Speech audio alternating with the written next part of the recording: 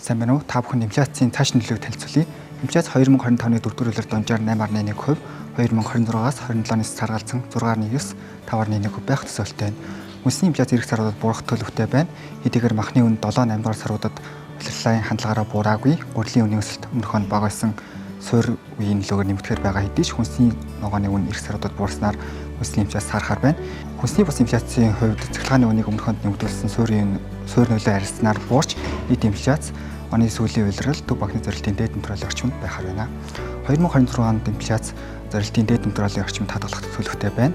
Хэдийгээр мах гурилын үн өссөн нөлөөгөөр хүнсний инфляц оны эхний хагас эрчимжих хэдий ч төрийн зохицуулалттай бараа үйлчилгээний үнийн өсөлтийн суурь нөлөө харьцснаар нийт инфляц сарахаар байна.